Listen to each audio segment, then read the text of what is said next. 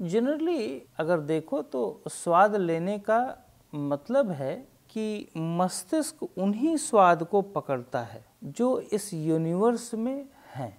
अगर आप अमेरिका गए और अमेरिका में कोई ऐसे नेचुरल चीज़ खाया आपने, तो वो उसको भी फॉरेन मैटर नहीं मानेगा, वो उसको भी, चूँकि यूनिवर्स में वो है और मस्तिष्क यूनिवर्स के बराबर है, उसमें वो सारी कोशिकाएं हैं जो यूनिवर्स में हैं, तो वो तुरंत रिकॉग्नाइज कर लेगा ये नेचुरल है, इसको खाने से कोई दिक्कत नहीं। अब आप देखें, अगर वो अननेचुरल है तो वो ब्रेन को पूरी तरह से सेटिस्फाइड नहीं कर सकती और जो हार्मोनल सीक्रेशन है वो बेहतर नहीं हो सकता। जो भी भोजन करते हैं, भोजन करने का जो तरीका है हमारा इतना उल्टा पुल्टा है कि उससे और दिक्कतें हो जाती हैं। जैसे अगर आप देखें तो मैं 89-90 से लेकर के और लगभग 10-11 सालों तक मैं भोजन को अलग अलग खाता था। अभी भी वो आदत बन गई है। अब जैसे मुझे आप रोटी, सब्जी, चावल, दाल ये सब दें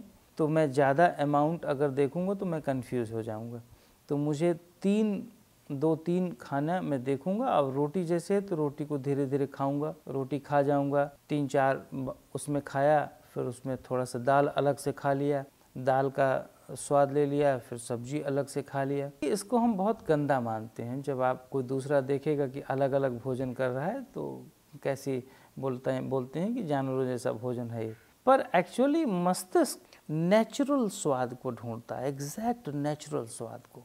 जब वो नेचुरल रिदम पर रहता है तो नेचुरल स्वाद ही ढूंढेगा। आजकल तो बच्चे भी नेचुरल स्वाद नहीं ढूंढते, वो तो पिज़्ज़ा से पता नहीं स्वाद निकालते हैं, वो रोटी से स्वाद नहीं निकालते। तो अगर आप छोटे बच्चों को देखें, 2 से 4 साल तक के बच्चों को, तो वो खाना मिलाकर कभी नहीं खाएंगे। वो कोई भी बच्चा हो, 2 से 4 साल 5 साल तक के नीचे के बच्चे, हमेशा आप रोटी दो तो रोटी घी अगर लगाते तो वो वही खाएंगे, सब्जी से मिला करके उनको अच्छा नहीं लगेगा। क्यों?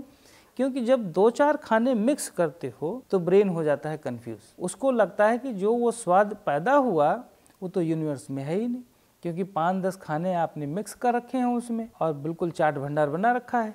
तो जब वो ब्रेन कंफ्यूज हो जाता है तो ब्रेन में हार्मोनल सीक्रेशन प्रॉपर नहीं होती और वो अननेचुरल कहता है उसको, वो नेचर के खिलाफ कहता है उसको।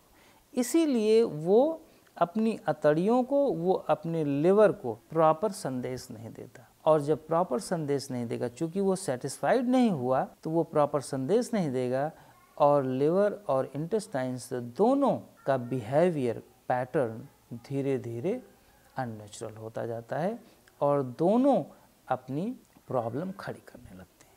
तो मेरा कहने का मतलब है कि आप नेचुरल टेस्ट में ये सबसे अच्छा तरीका है खाना खाने का।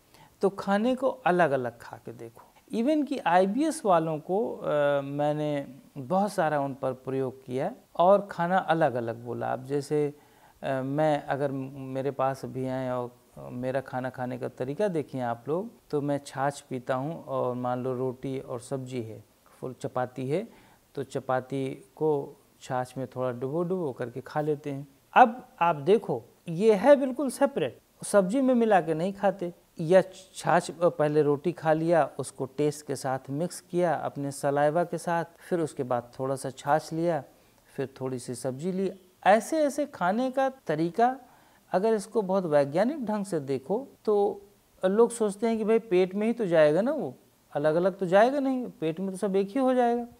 एक्चुअली पेट में एक होगा लेकिन जा तो यहाँ से अलग अलग रहा है, क्योंकि आपको अल्टीमेटली यहाँ जो टेस्ट ग्लैंड है उसको सेटिस्फाइड करना है। पेट में कोई कूड़ा कबाड़ नहीं भर रहे हो आप, वो डिब्बा है कि वहाँ सब भर दो, अपने आप पच जाएगा। जो खाना खाने का फर्स्ट तरीका है, जो पहला आपका ये बॉक्स है, ये मुंह है जिसमें टेस्ट ग्लैंड है, जो द्वार है, जब द्वार में ही आप गड़बड़ करते हो तो प्रॉब्लम यहाँ आती है और यहाँ से संदेश जो आता है सब पलट जाता है।